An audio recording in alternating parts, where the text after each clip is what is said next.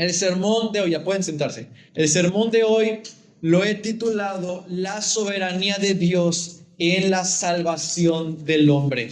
La soberanía de Dios en la salvación del hombre. La palabra de Dios dice que el pueblo perece por falta de conocimiento. Es lo que dice Oseas capítulo 4, versículo 6. El pueblo perece por falta de conocimiento. Ahora, ¿se han preguntado conocimiento de qué?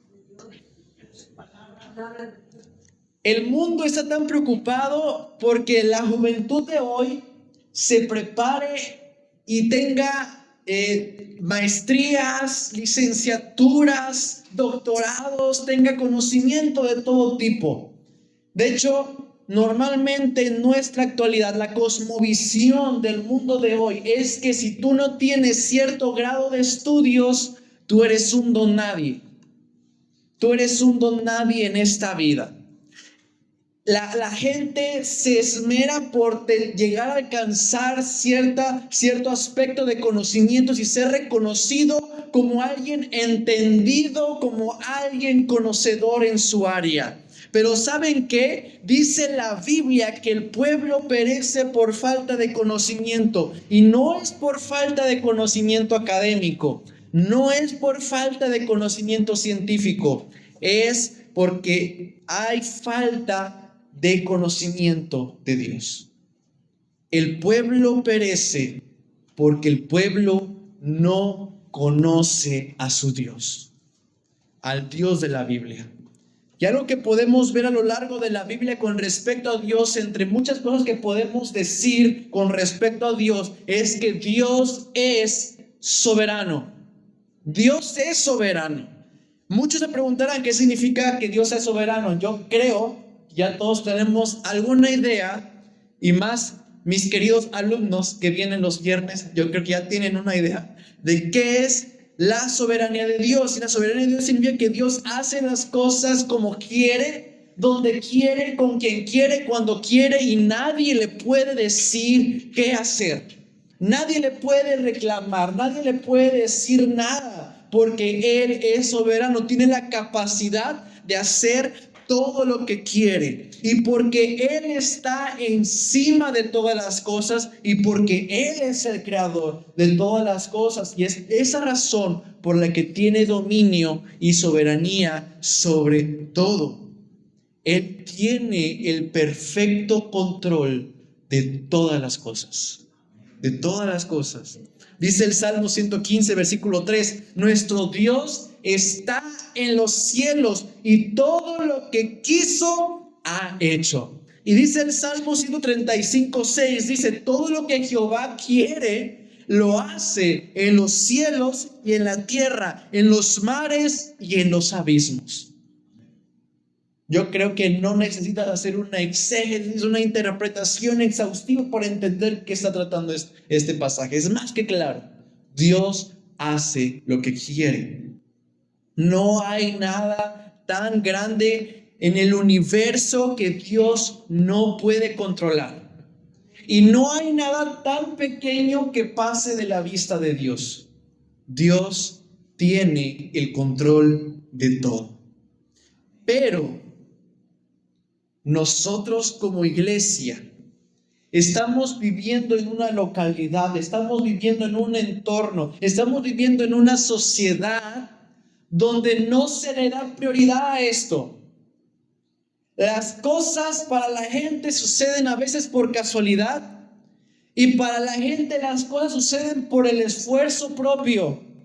Nosotros vivimos en una sociedad donde abunda el adulterio, donde abunda la fornicación, donde abunda los asaltos, la muerte, los vecinos malvados, donde abunda la falta de amor con el prójimo, donde abunda la idolatría. Entonces, ¿cuál es nuestro papel? Y es que a veces creemos que nosotros no deberíamos estar aquí en una sociedad como esta. ¿Cuál es o cuál debería ser nuestro pensar como iglesia?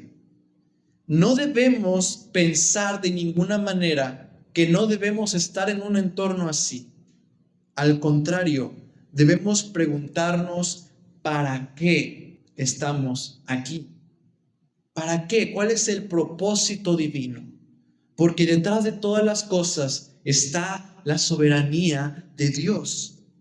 Así que hoy en esa tarde, teniendo en mi mente el Evangelio, teniendo en mi mente lo que es la proclamación de la palabra y el glorioso Evangelio de Cristo, es mi deseo que ahora tú entiendas un aspecto importante de la soberanía de Dios. Porque podemos decir, Dios es soberano en todo, pero hay algo en específico en este pasaje que se resalta, y es que Dios es soberano en la salvación del hombre. ¿Y por qué dije lo anterior con respecto a la sociedad? Porque a veces creemos, como iglesia o como individuos, creemos que cierto grupo de personas no son dignos de venir a la iglesia o de entrar al culto. Vemos a lo mejor a veces extraños a personas que a lo mejor no huelen bien, o a lo mejor no están bien vestidas, o no son de nuestra alta sociedad. No, Dios es soberano en las personas en quien Él desea salvar.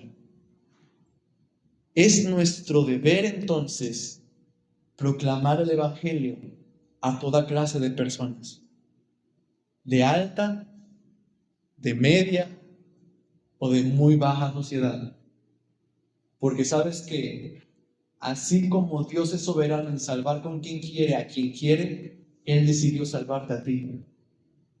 Él decidió tomar la decisión, antes de que el mundo fuese creado, salvarte a ti por nombre y apellido.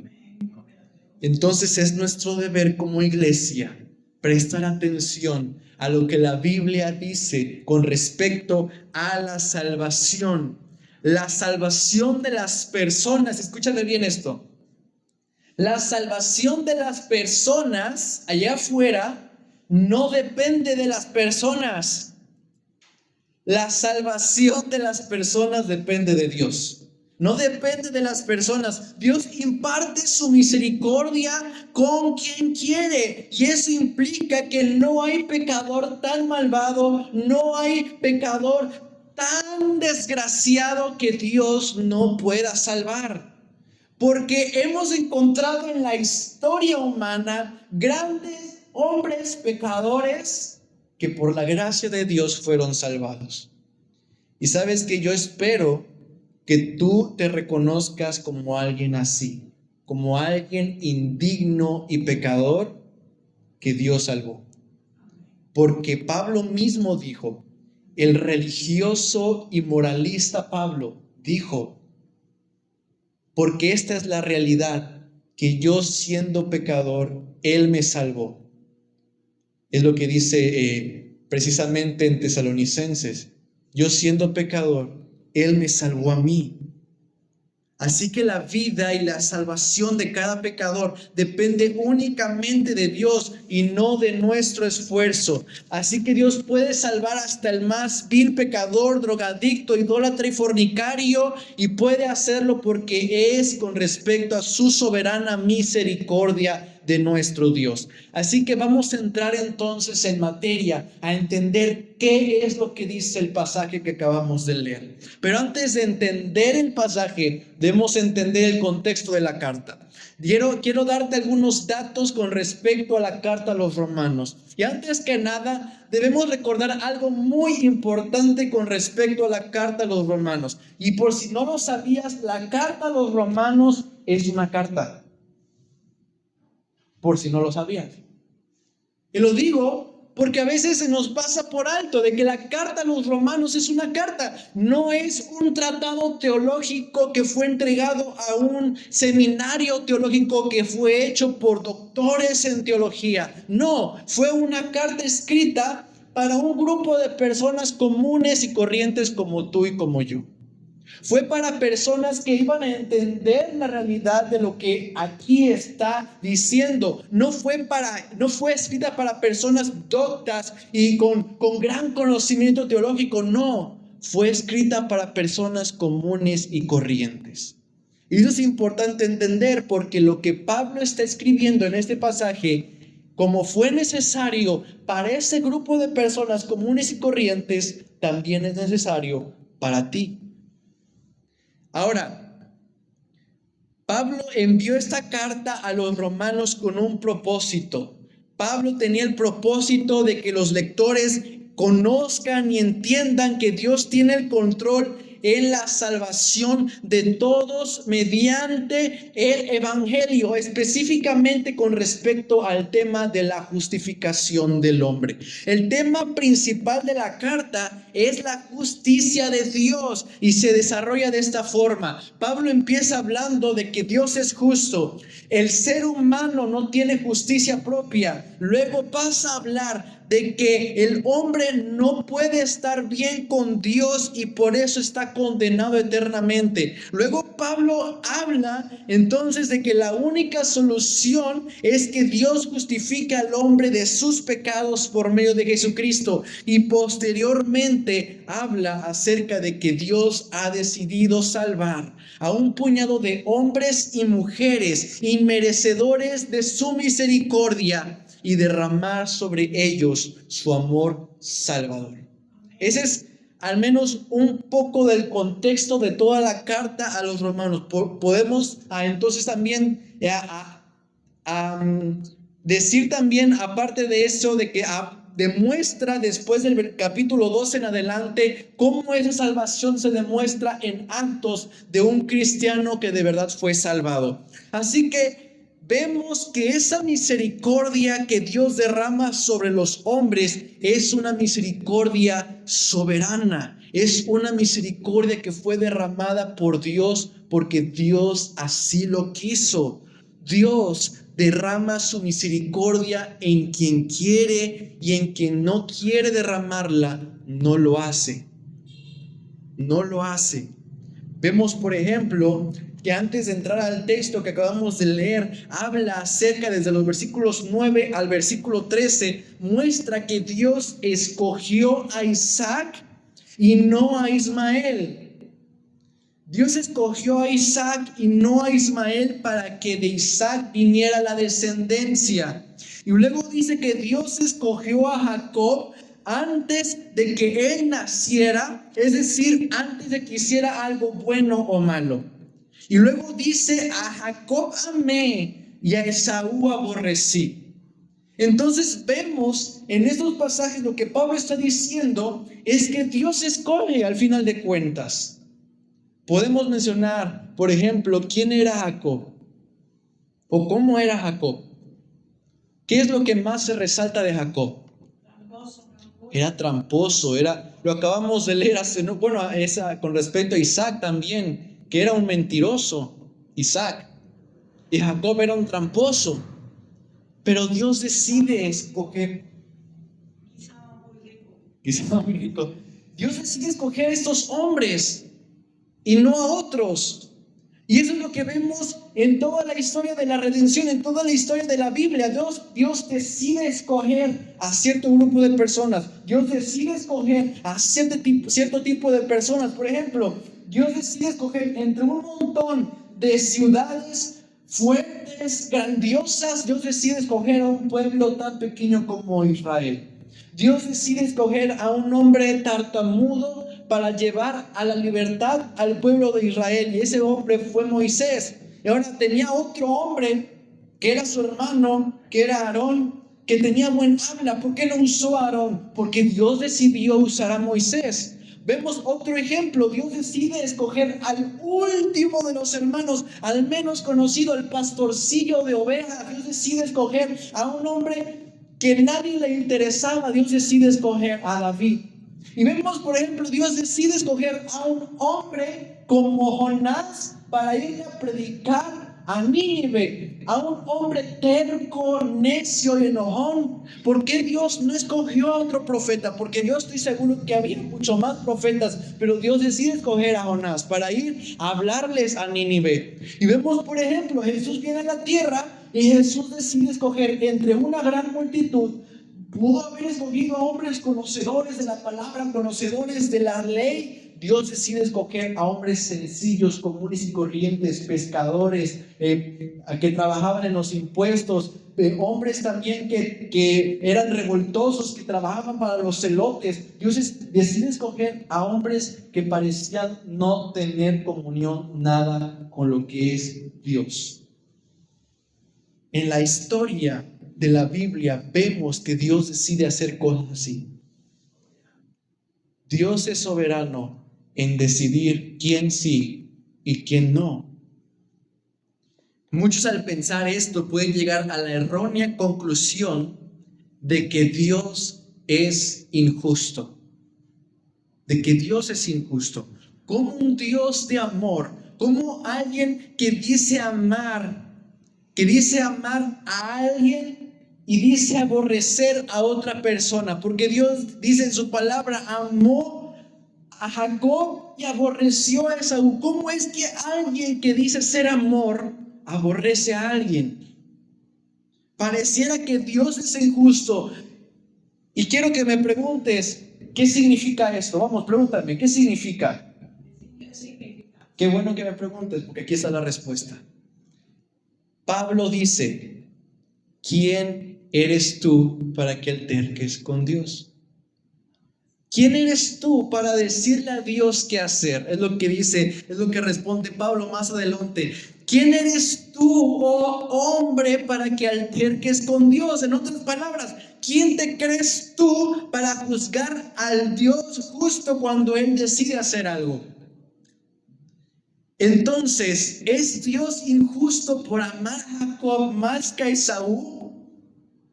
De hecho, se cuenta la historia de que una mujer se le acerca a Carlos Spurgeon y precisamente con este pasaje le dice a Spurgeon, oiga, explíqueme qué significa esto, porque no puedo entender lo que dice este pasaje. ¿Cómo es que Dios amó a Jacob y aborreció a Esaú? Y dice Spurgeon, yo tampoco lo entiendo. Entonces la mujer se da media vuelta y Spurgeon le llama, oye, espérame, ¿qué es lo que tú no entendiste? Y la mujer le responde, que Dios haya aborrecido a Esaú. Y Spurgeon dijo, no, lo que yo no entiendo es cómo es que Dios pudo amar a Jacob. Y es que, oigan, Jacob era el menos digno de ser amado. Y es que ningún hombre es digno de ser amado. Lo sorprendente es que Dios ame a alguien que es digno del infierno, alguien que es digno de no ser amado por Dios. Eso es lo sorprendente. Lo sorprendente no es que Dios haya aborrecido a Esaú, lo sorprendente es que Dios haya amado a Jacob. Eso es lo que nos deberíamos enfocar.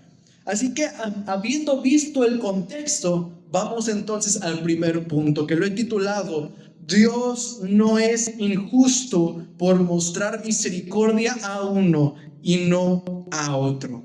Versículo 14 al 15, dice así: ¿qué pues diremos? ¿Que hay injusticia en Dios? En ninguna manera.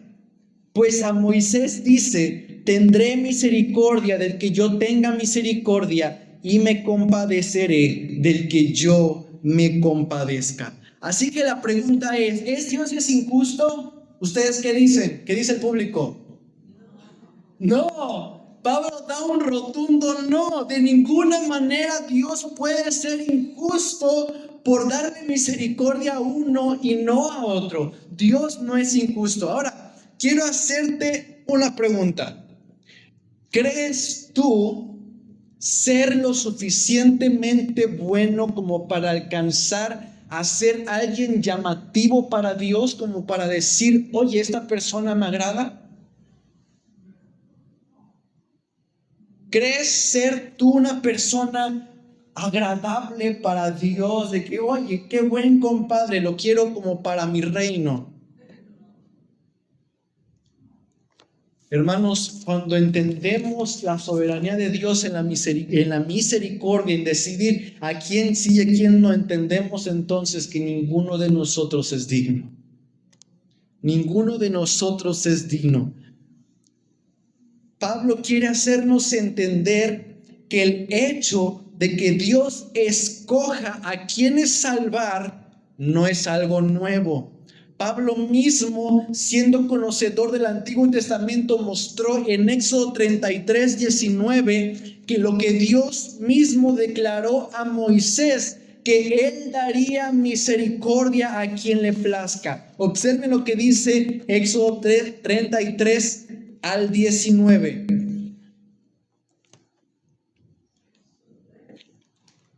Éxodo 33, versículo 19. Y dice la palabra de Dios: y le respondió: yo haré pasar todo mi bien delante de tu rostro y proclamaré el nombre de Jehová delante de ti. Y tendré misericordia del que tendré misericordia y seré clemente para con el que seré clemente. Ahora, en el contexto de este pasaje, ¿qué fue lo que Moisés le pidió a Dios? ¿Se acuerdan del pasaje? ¿Han leído Éxodo 33? Exactamente. Moisés le dijo: Dios, muéstrame tu gloria. ¿Y qué le dijo Dios? Yo seré misericordioso con quien seré misericordioso. Y es que la realidad, Dios le dijo: no puedes ver mi rostro.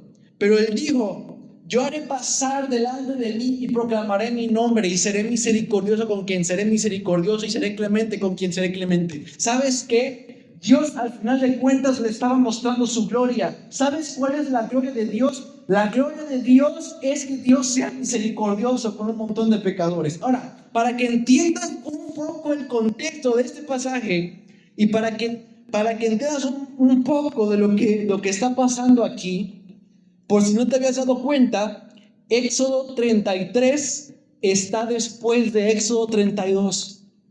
¿Te habías dado cuenta de eso? Éxodo 33 está después de Éxodo 32. Ahora, pregúntame, ¿qué pasó en Éxodo 32? Pregúntame. Qué bueno que me pregunten. Éxodo 32 habla acerca de la idolatría del pueblo. Moisés, después de pasar 40 días con Dios, Moisés baja y todo el pueblo empezó a adorar a un becerro hecho de oro. El pueblo había abandonado a su Dios para adorar a un ídolo. Y entonces Moisés, trayendo las tablas, ve lo que está sucediendo, azota las tablas, se rompen y se hace un caos. Moisés vuelve a subir y pide misericordia por el pueblo. Y entonces le dice Dios: tú tienes que llevar el pueblo para llevarlo al pueblo de Canaán, a la tierra que les prometí. Y Moisés les dijo: si tú vas con nosotros, yo también iré. Tu presencia es lo importante. Y entonces empieza a dialogar con Dios y Moisés le dice: muéstrame tu gloria. Y Dios le dice: no verás mi rostro, pero yo haré pasar mi nombre delante de ti, proclamaré mi nombre delante de ti y seré misericordioso con quien seré misericordioso y seré clemente con quien seré clemente. ¿Sabes qué es lo que significa? El pueblo era indigno de ser amado por Dios. El pueblo era indigno de ser llevado a la tierra prometida, pero Dios había decidido mostrar misericordia con quien Él quería.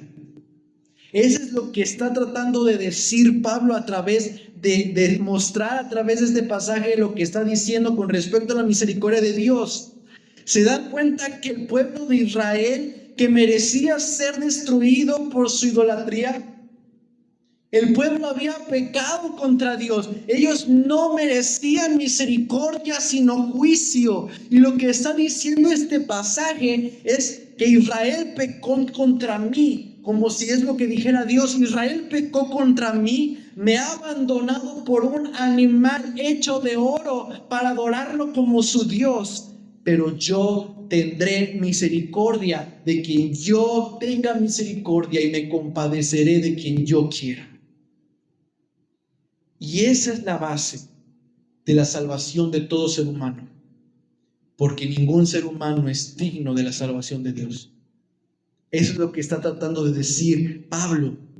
Dios tiene misericordia de quien Él quiera y nadie puede señalarlo de hacer algo injusto, porque Él puede repartir su misericordia con quien quiera porque es suya. ¿Y saben qué? Porque cuando hablamos de merecer, lo que realmente merecemos es el castigo de Dios. Si hay algo que merecemos de verdad, es el castigo de Dios. Si tú crees que mereces algo, eso es lo que realmente mereces. Pero ¿sabes qué, hermano? Si eres salvo es precisamente porque por eso se llama gracia y misericordia, porque es algo que Dios te dio y no lo mereces. La misericordia de Dios no se hereda. No existe aquí la cuna cristiana. No existe. Olvídate de eso. No existe cuna cristiana. El cristianismo, la fe, la salvación no se hereda. Es Dios quien da la fe. Es Dios quien da la gracia. Es Dios quien da la misericordia. Es Dios quien da la salvación. Y lo dice en un pasaje, la salvación es del Señor. Pero eso nos lleva a un segundo punto. Recibir la misericordia de Dios no depende de nuestro deseo ni de nuestro esfuerzo. La misericordia de Dios no depende de nuestro deseo ni de nuestro esfuerzo. Escuchen lo que dice el versículo 16 y 17. Así que no depende entonces del que quiere ni del que corre, sino de Dios que tiene misericordia. Porque la Escritura dice a Faraón: por esto mismo te he levantado para mostrar en ti mi poder y para que mi nombre sea anunciado por toda la tierra. Ahora, ¿qué significa aquí cuando dice Pablo no es del que quiere? Creo que esa palabra es muy fácil de entender. Es decir, tú no alcanzas la misericordia de Dios porque tú quieras esa misericordia. No, al final de cuentas es Dios que, si Dios quiere dártela, te la va a dar. Ahora también dice, no es del que corre, es decir, no es del que la procura, no es de aquel que se abalanza para alcanzarla, no es de aquel que la procura, no es de aquel que quiere, no, es de aquel a quien Dios quiere dar su misericordia. El hombre no puede hacer absolutamente nada para alcanzar esa misericordia. Es Dios quien la da en su soberana voluntad. Ahora debemos volver a recordar una vez más a Jacob. Dios escogió a Jacob aún antes de que naciera. Y Pablo dice, aún no había hecho ni bien ni mal para que el propósito de Dios conforme a la elección permaneciese, no por las obras, sino por el que llama. Dios había escogido a Jacob antes de que hiciera bien y mal. Ahora, hermanos, Jacob no se ganó la salvación por hacer algo bueno o malo, por lo que de ninguna manera ningún hombre antes de Jacob y después de Jacob, ningún hombre ha encontrado la salvación por quererla o por buscar obtenerla. Esto es lo que está diciendo Pablo en este versículo 16. No es del que quiere y no es del que corre, no es de aquel que se abalanza para obtenerla, sino de quien Dios tiene misericordia. ¿Queda claro eso? Creo que Pablo ha sido muy enfático. El mundo todavía no había sido creado y tú, mi hermano, tú ya estabas en la mente de Dios con nombre y apellido para que tú fueras llamado por Él y ser traído a su redil. Tú ya estabas en la mente de Dios. Y lo que pasó es que Dios en un momento de tu vida, Dios te llamó, ven, y tú veniste. Esa es la gracia irresistible de Dios. Dios te llama. Y aunque por un momento tú te pudiste resistir, al final de cuentas estás aquí. No existías en ningún lugar más que en la mente y el corazón de Dios para que en ti fuese derramado su amor. Ahora uno se podría preguntar, ¿por qué me escogió a mí y no a fulano? ¿Por qué me escogió a mí y no a fulanito? ¿Por qué me escogió a mí y no a mi vecino que es más dadivoso, que a lo mejor va a las calles y da un poco de comida a los pobres? ¿Por qué me escogió a mí en mi condición y no a sutanita que es muy buena esposa, es muy buen familiar, es muy buena persona? ¿Por qué me escogió a mí? Porque no depende de ti, sino de que Dios tuvo misericordia de ti. Así que la salvación es por misericordia. Si dependiera de ti, mi hermano, tú estarías frito. Pero por cuanto no depende de ti tu salvación, es imposible que te pierdas. Cuando Dios escoge a las personas, las escoge y ya estaba su nombre apuntado en el libro de la vida. Porque he escuchado muchas veces que cuando tú hablas del Evangelio, la persona se cree en ese momento su nombre es puesto en el libro de la vida. No, su nombre ya estaba ahí antes de que el mundo fuese creado. Tú ya estabas en la mente de Dios. Y eso es lo impresionante, porque ninguno de nosotros merece salvación. Y es curioso que ahora en el versículo 17 pase de hablar acerca de la misericordia de Dios, acerca de su soberana voluntad en la salvación, hablar de Faraón. ¿Qué tiene que ver Faraón aquí en ese diálogo que tiene Pablo? Observen que es curioso lo que Pablo está diciendo para hablar de los que no son escogidos, porque este pasaje en sí mismo no habla el por qué no son escogidos, pero sí dice la razón para demostrar su poder y para que su nombre sea proclamado en toda la tierra. Porque algunos se podrían preguntar entonces, ¿y qué pasa con aquellos en quien Dios no decide mostrar su misericordia? Y Dios responde con el versículo 17. Escuchen lo que dice: porque la Escritura dice a Faraón, para esto mismo te he levantado, para mostrar en ti mi poder y para que mi nombre sea anunciado por toda la tierra. ¿Alguna vez han leído Éxodo? Cuando habla acerca de las plagas, observen que la primera plaga, Dios lanza la plaga y dice que Faraón dice que se vayan, pero luego dice, y Faraón endureció su corazón e impidió que se fueran. Luego viene la segunda plaga y dice que el Faraón dice que se vayan.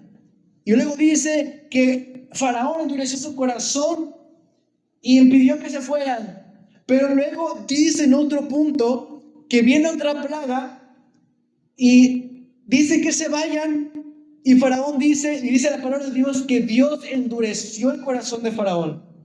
Y así se va alternando, porque hay pasajes que dicen, y Faraón endureció su corazón, y dice que Dios endureció su corazón. De hecho, observen lo que dice Éxodo 14:4.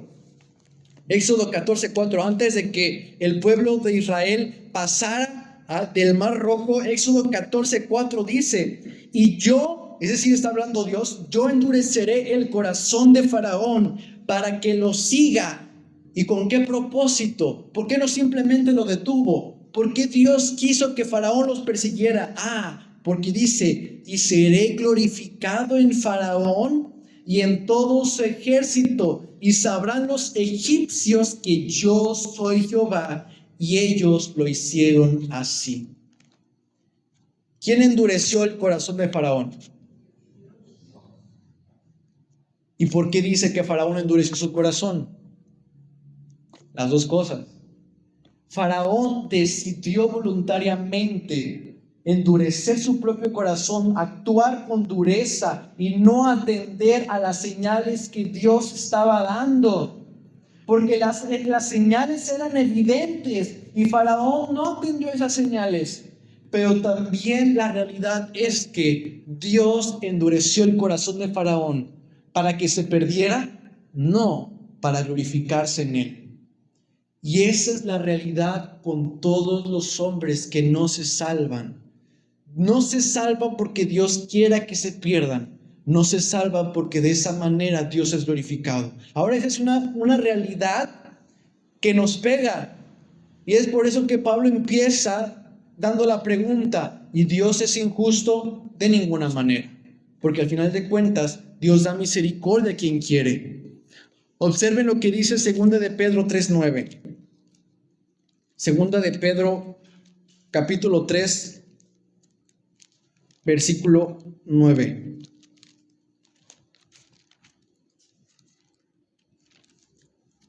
Dice, el Señor no retarda su promesa, según algunos la tienen por tardanza, sino que es paciente para con nosotros, no queriendo que ninguno perezca, sino que todos procedan al arrepentimiento. La razón por la cual Cristo no ha venido por segunda vez es porque Dios sigue llamando al hombre al arrepentimiento. Dios está hablando, así como habló con las señales, con Éxodo, con Moisés, las señales de las plagas, así está hablando al día de hoy, pero a través de su iglesia, para que el hombre se arrepienta. Pero el hombre va a endurecer su corazón. El hombre no escogido por Dios va a endurecer voluntariamente su corazón, porque así lo ha decidido. Así que Dios es injusto por salvar a uno y no al otro, de ninguna manera. ¿Puedo ganarme esa salvación? Tampoco, pues no es del que quiere ni del que corre, sino de que Dios tenga misericordia. No es de quien se esfuerza, sino que depende de Dios. Y eso nos lleva a un tercer y último punto. Dios es soberano en su misericordia. Dios es soberano en su misericordia. Versículo 18. De manera que de quien quiere tiene misericordia, y al que quiere endurecer, endurece. Este es el punto culminante con lo que Pablo está hablando. Este es el punto culminante y la final conclusión de su punto que venía hablando desde el primer versículo del capítulo 9. Dios tendrá misericordia de quien quiera, y al que quiera endurecer lo hará. Y no hay nadie que pueda señalarlo por eso. Dios ha diseñado un plan. ¿Cuál es ese plan? No. Dios ha diseñado un plan para que el hombre sea salvo.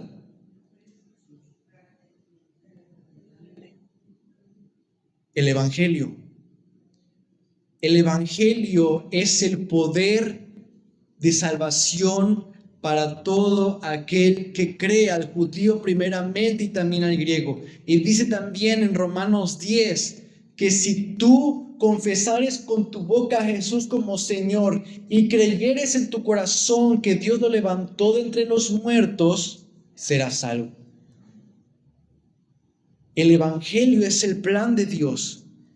Ese plan Dios lo escogió para que hombres y mujeres como tú y como yo, antes de que Él mismo creara el mundo, Dios estableció ese trabajo y Dios lo escogió para mostrar su misericordia. Y esto implica entonces que cualquier hombre en el mundo, cualquier hombre, sea drogadicto, borracho, prostituta, alcohólico, fornicario, mal padre, mala madre, mentiroso, adorador de la muerte, cualquier hombre puede ser salvo, porque no depende del hombre, depende de Dios.